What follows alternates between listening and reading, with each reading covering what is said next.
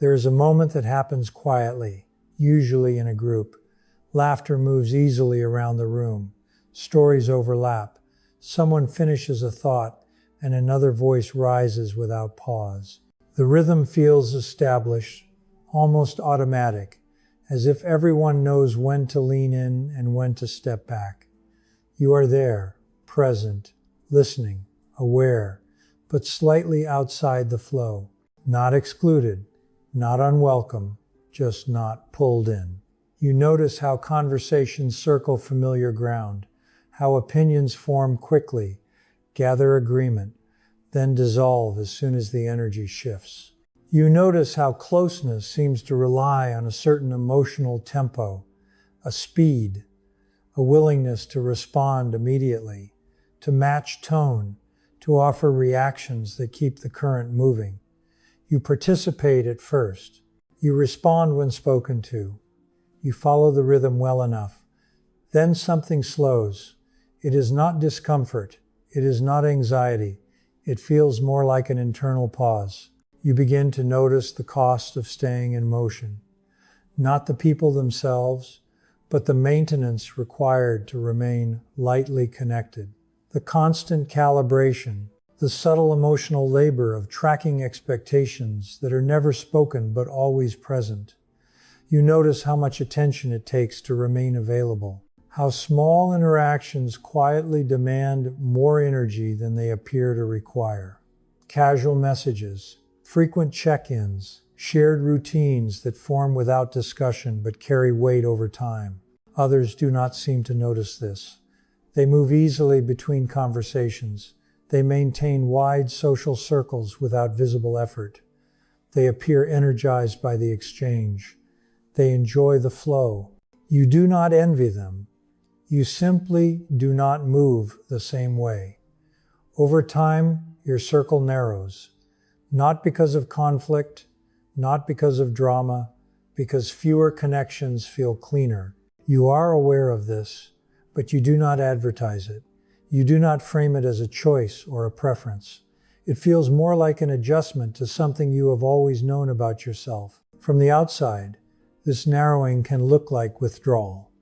Inside, it feels like coherence. You have always noticed how silence affects you differently. It does not feel empty. It feels spacious. Quiet gives you room to register things others move past quickly. You notice how humor sometimes masks tension, how closeness can exist without honesty, how emotional intensity can substitute for understanding. You do not judge this, you simply register it. And once you register it, pretending becomes difficult. This pattern did not begin recently. Even earlier in life, you learned how to endure quietly. You learned how to hold discomfort without naming it, how to carry emotional weight without signaling distress. Not because you lacked feeling, but because expressing it did not always feel safe or useful. You learned to stay composed, not rigid, contained. When something hurt, you processed it internally. You did not rush to seek validation. You did not demand recognition. You learned how to absorb pain without letting it spill outward. At the time, this was not a philosophy. It was adaptation. You learned to read the emotional environment carefully, to sense when sharing would complicate things, to recognize when your sensitivity would be misunderstood or minimized. So you endured quietly. That endurance shaped you.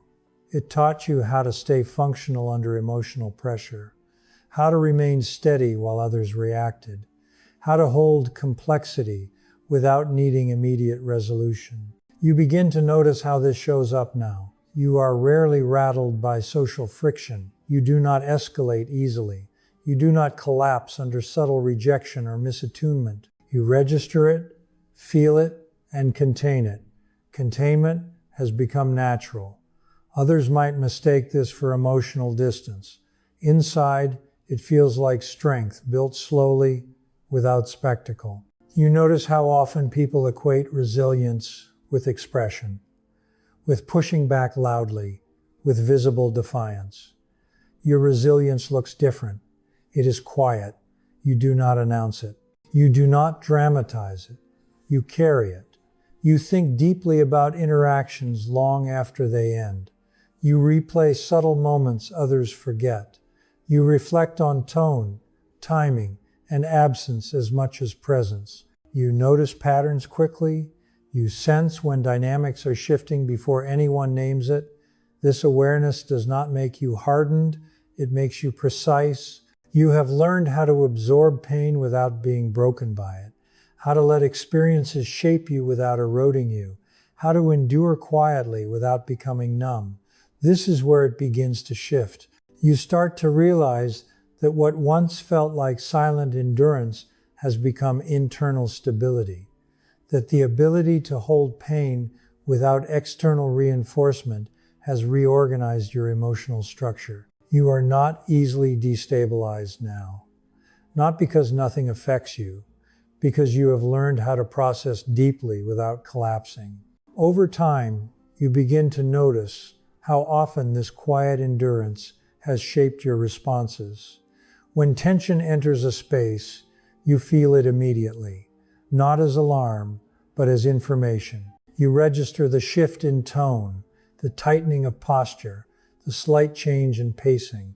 While others react outwardly, you turn inward. You do not freeze, you stabilize. This stabilization happens almost automatically now. You allow the sensation to pass through your awareness without demanding resolution. You do not rush to explain yourself. You do not seek immediate reassurance. You let the experience settle. This capacity did not come from ease. It came from repetition, from moments when expressing pain would have complicated things, from situations where being composed was safer than being understood, from learning early that some environments could not hold your emotional depth without distortion. So you learned to hold it yourself. You developed an internal container. At first, it was simply a way to get through difficult moments. Over time, it became a structure, a way of organizing experience that prioritized coherence over discharge. You begin to notice how this structure differentiates you. You are not easily pulled into emotional escalation. You do not mirror intensity automatically. When others react strongly, you remain measured, not because you are unaffected, but because you are processing. Processing takes time. You give it that time. You have learned that your first emotional impulse is not always the most accurate one. That immediate expression can blur meaning. That waiting often reveals more than reacting. Others may interpret this pause as distance. You experience it as discernment. You discern what belongs to you and what does not. You discern when pain is asking for integration rather than release. You discern when engagement would amplify noise rather than clarity. This discernment protects you, not by hardening you, by organizing you. You notice how this internal organization affects your sense of strength.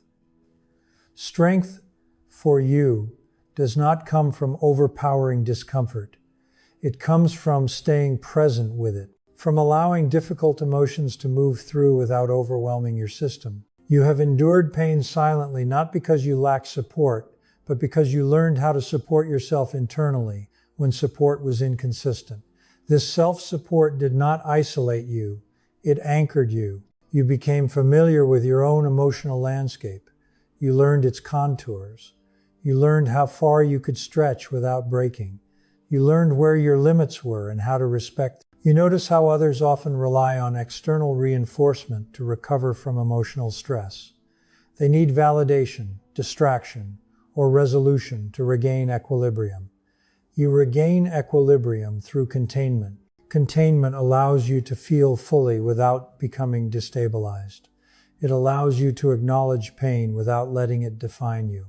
It allows you to remain open without becoming porous. This openness is often misunderstood.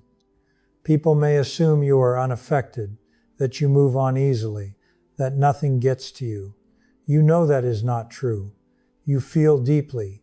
You simply do not broadcast it. You have learned that not all pain needs an audience, that some experiences shape you more effectively when processed privately, that endurance, when conscious, becomes resilience. This resilience does not look dramatic. It looks like steadiness. You do not crumble under pressure. You do not need to prove your strength. You do not need to narrate your survival. You simply continue. You begin to recognize how this steadiness has altered your relationship to adversity. Challenges do not feel like threats to your identity. They feel like conditions to be navigated. You approach them analytically, sensing where pressure needs to be absorbed and where boundaries need to hold. This approach keeps you intact. You are not immune to pain. You are practiced with it. Practice changes relationship. Pain no longer signals collapse. It signals information. It tells you something about your environment, your limits, your values. You listen. This listening is what makes you resilient, not because you avoid hurt, because you integrate it. Integration happens slowly. It requires space. It requires silence. It requires the willingness to stay with discomfort without dramatizing it. You have that willingness. You developed it early, when expression felt risky, when vulnerability was not met with understanding, when being composed was the safest option available.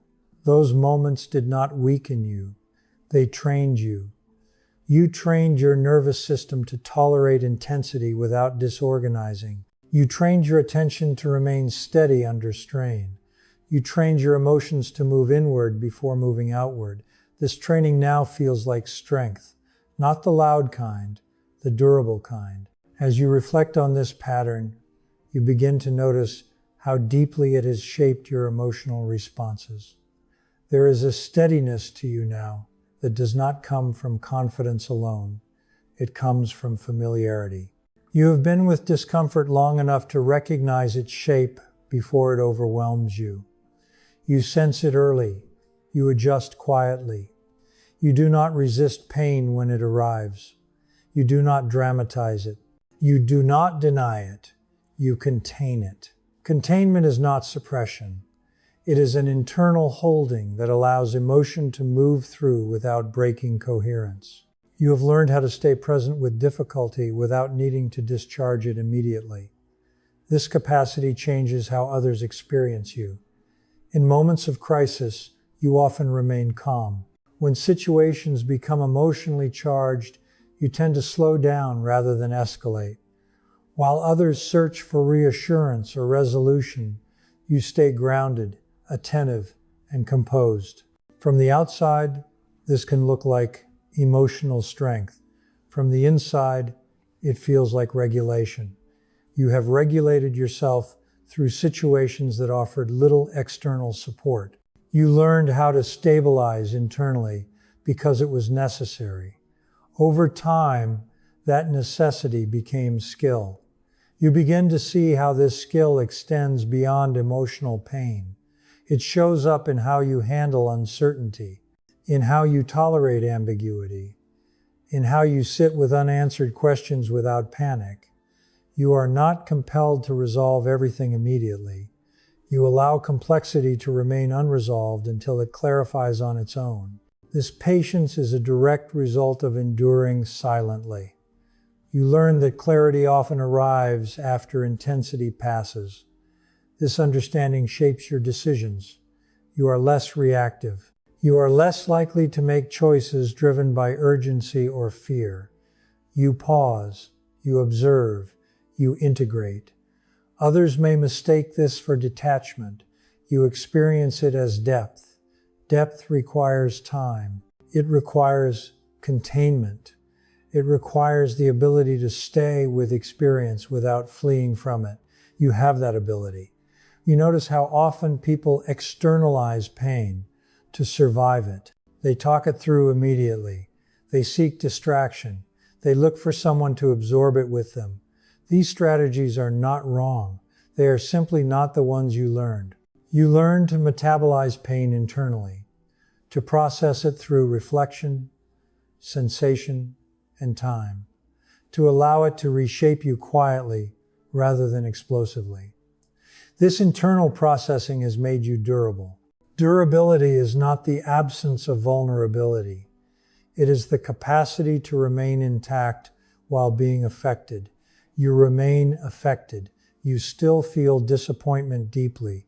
Loss still registers fully. Rejection still lands. But these experiences no longer fracture your sense of self. They integrate.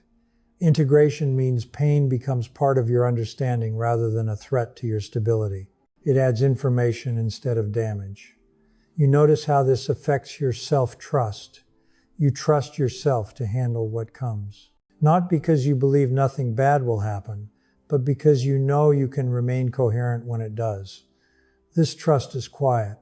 It does not announce itself as confidence. It does not need reinforcement. It simply exists. You carry it into social spaces. You carry it into conflict. You carry it into solitude. It shapes how you relate to others.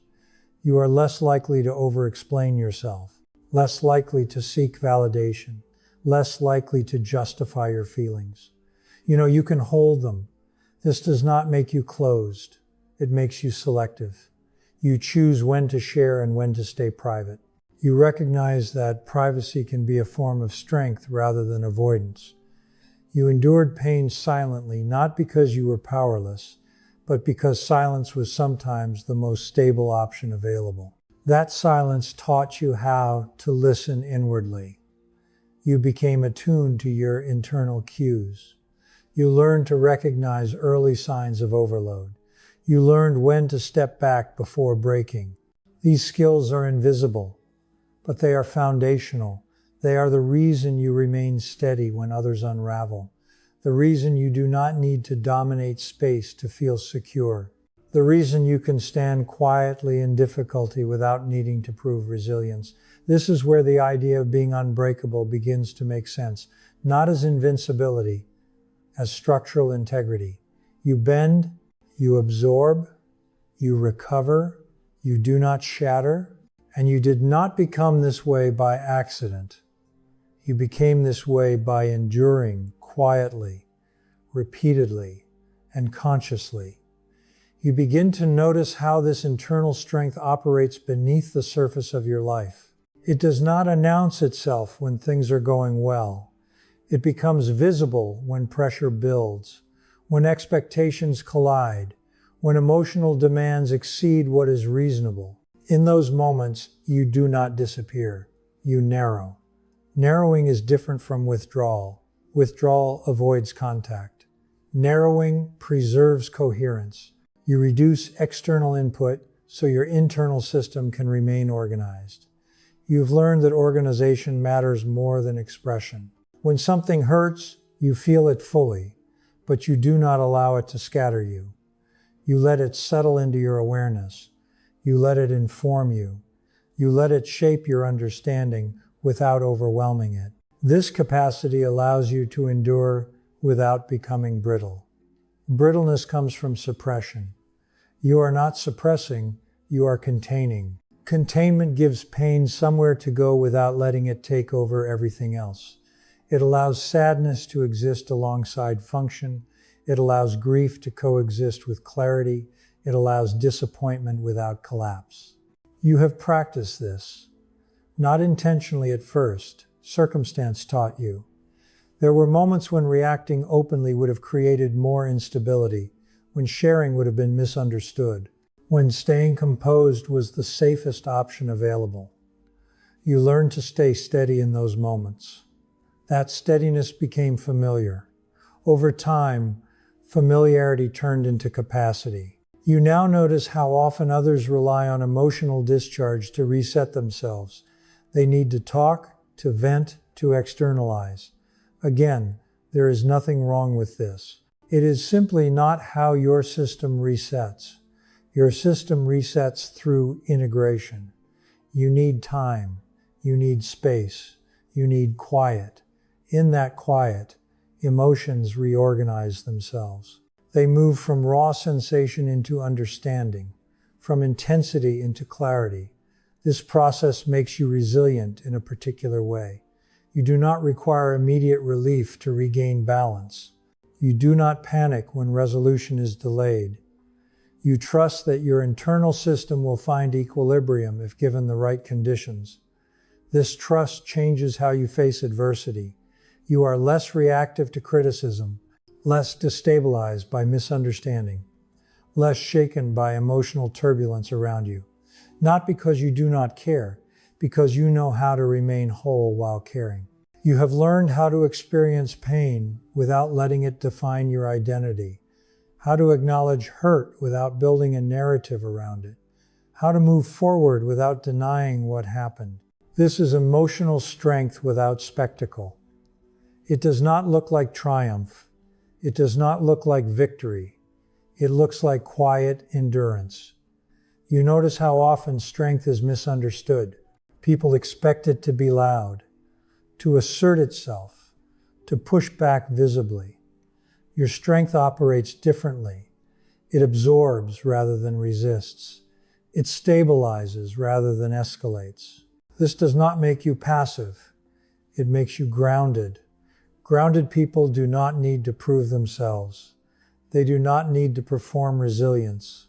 They simply remain standing. You remain standing even when things hurt. This ability has consequences. You are harder to destabilize emotionally. You are less dependent on external validation. You do not unravel when circumstances become uncertain. You are not untouched. You are integrated. Integration allows you to carry difficult experiences without being consumed by them. It allows pain to inform your boundaries rather than erode them.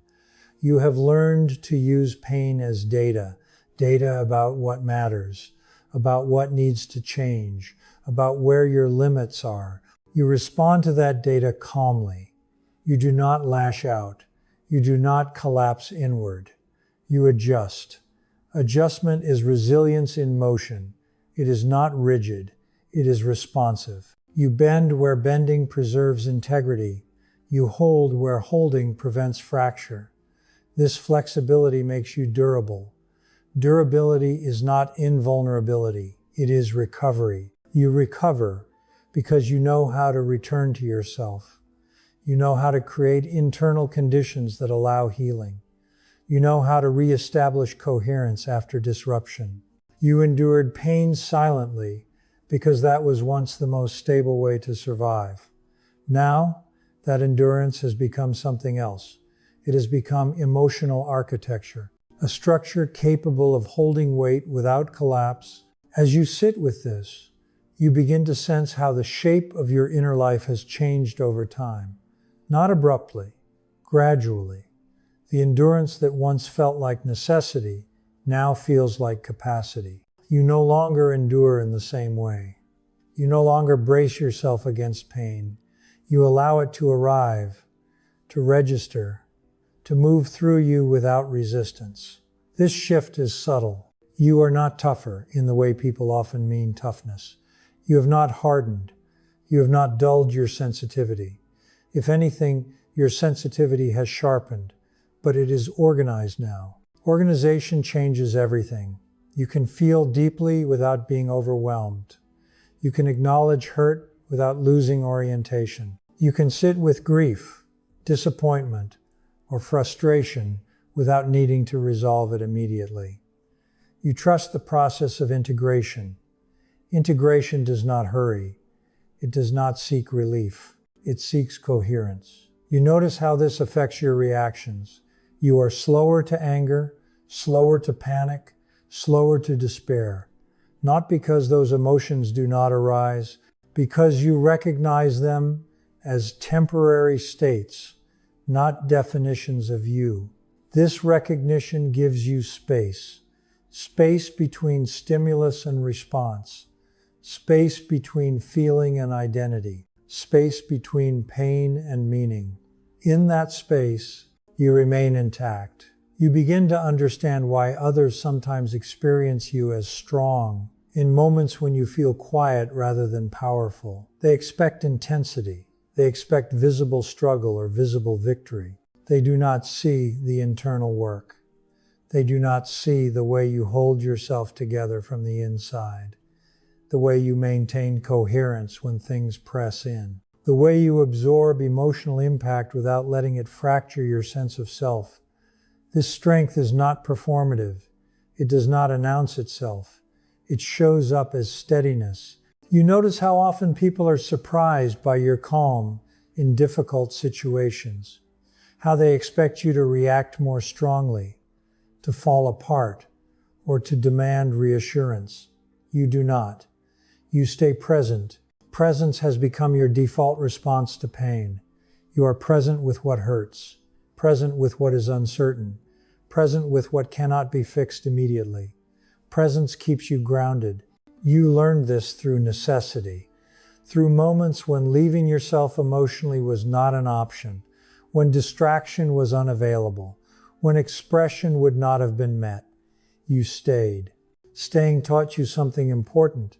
It taught you that pain does not destroy coherence unless it is resisted or denied, that emotions pass more cleanly when they are allowed. That silence can be a place of processing rather than suppression. You no longer confuse silence with weakness. Silence, for you, is where integration happens. You integrate by feeling carefully, by allowing sensation and thought to align, by letting experiences take their place inside your understanding without forcing them to resolve prematurely.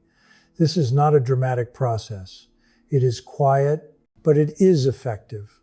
Over time, you have become someone who can carry emotional weight without collapsing under it, someone who can remain open without being destabilized, someone who can endure without losing softness. This combination is rare. Softness without fragility, strength without hardness. You do not need to define yourself by what you have survived. You do not need to narrate your pain to validate your resilience. Your resilience is structural.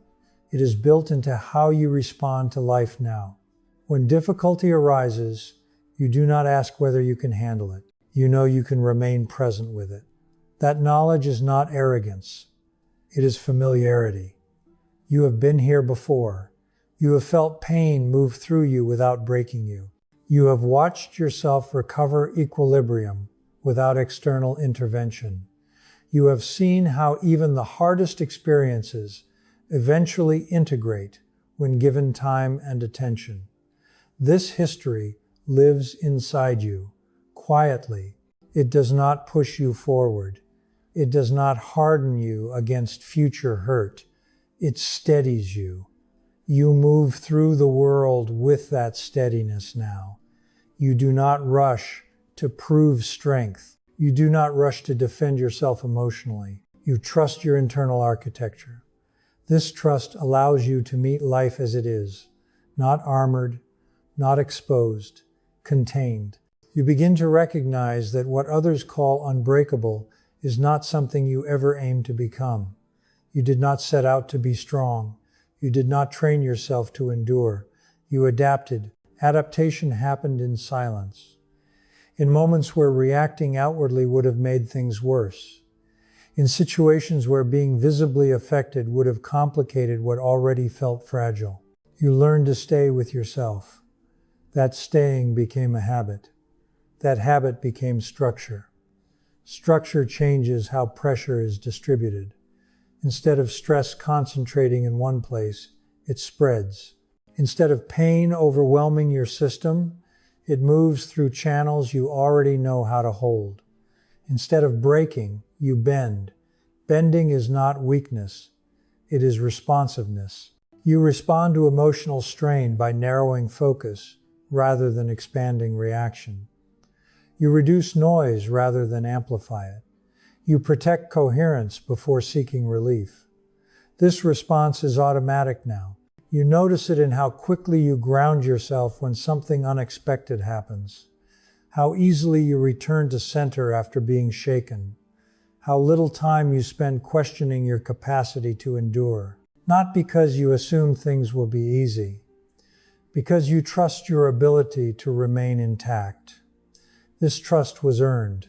It came from enduring pain, silently, and discovering, again and again, that you did not disappear, that you did not lose yourself, that even when things hurt deeply, your internal structure held.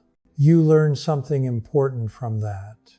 You learned that pain does not have to be loud to be processed, that healing does not require spectacle, that resilience can develop quietly without affirmation. You no longer equate being affected with being damaged. You are affected by life. You feel loss, you feel disappointment, you feel strain, but you do not lose coherence. Coherence is what keeps you steady. It allows you to integrate experience without fragmentation. It allows you to carry memory without being trapped by it. It allows you to move forward without denying what you have been through. This is why others sometimes misread you. They expect visible signs of struggle or triumph. They look for narratives that explain strength. You offer neither. You simply continue. You continue with sensitivity intact, with awareness sharpened, with boundaries informed by experience. You do not announce resilience. You live inside it. You notice how this changes your relationship to vulnerability. You are not afraid of feeling deeply. You are not afraid of pain returning. You know you can hold it. That knowledge does not make you reckless. It makes you calm.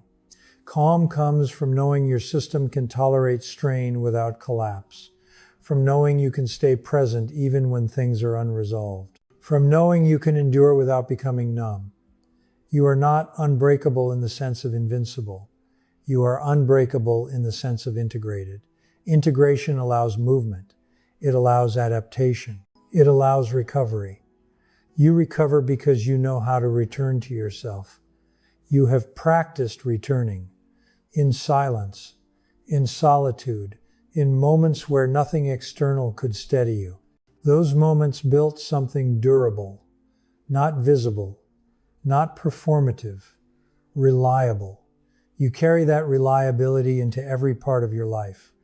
It shapes how you respond to conflict, how you process disappointment, how you engage with others.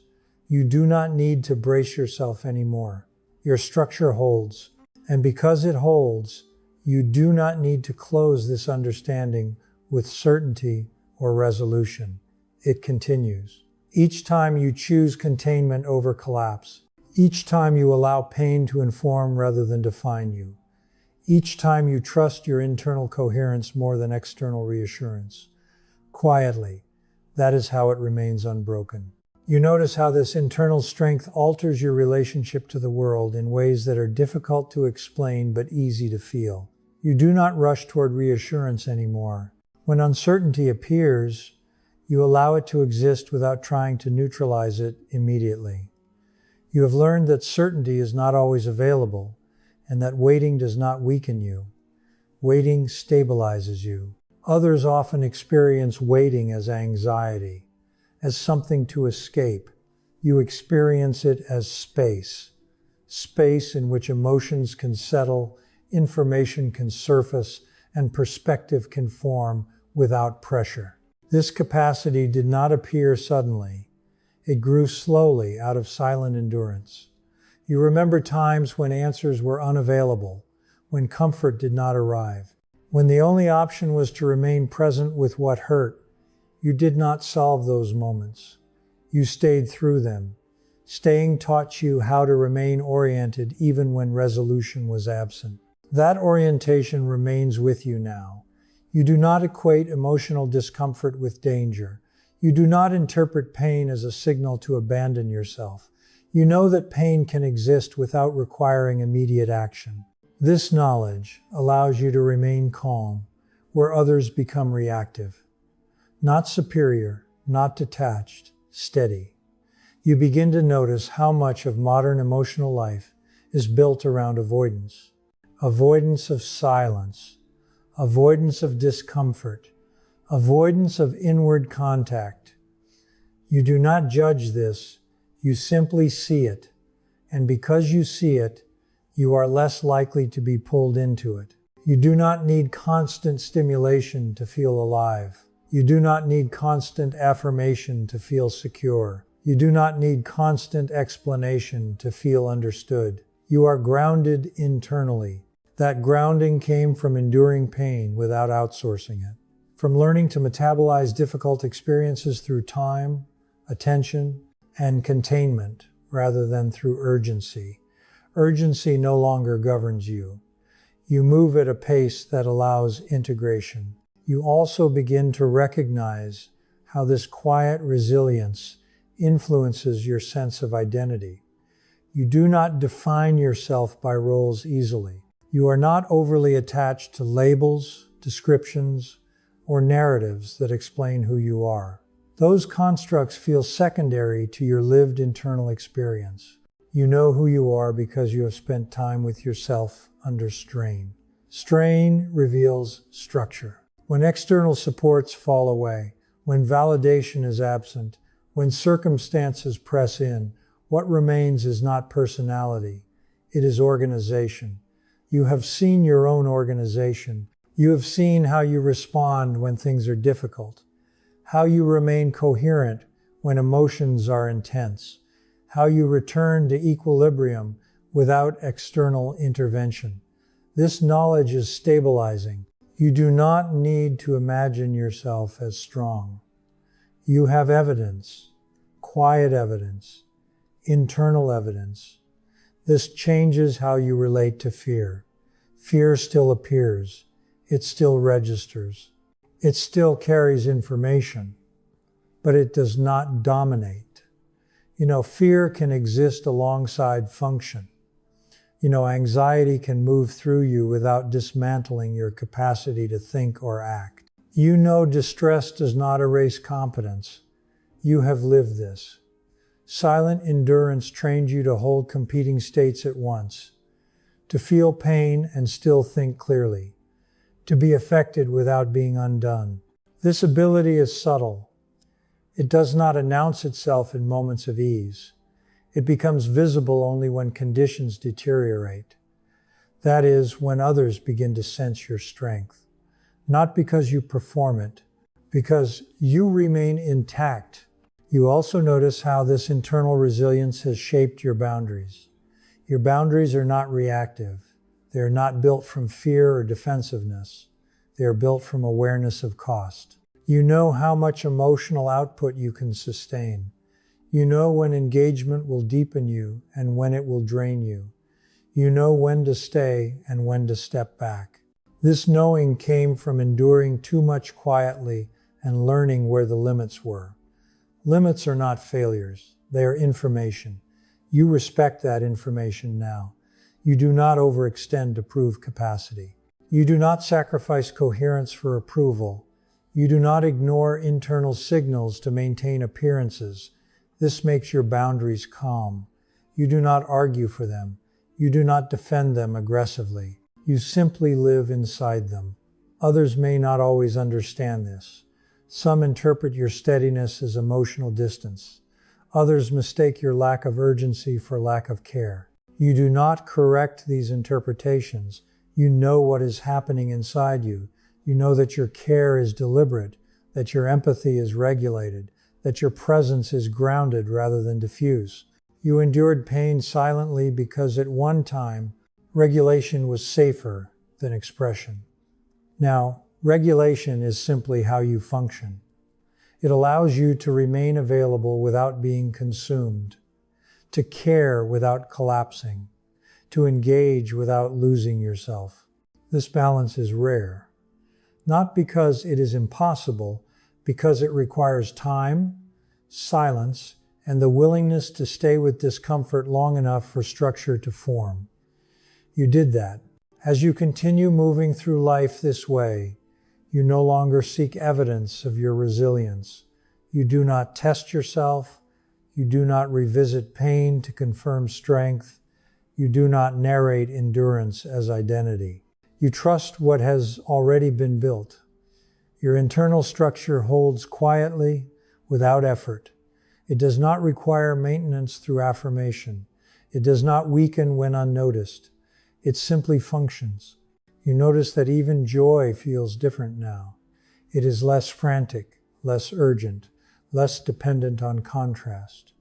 Joy arrives without needing to displace pain. Calm exists without denying intensity. You have room for complexity.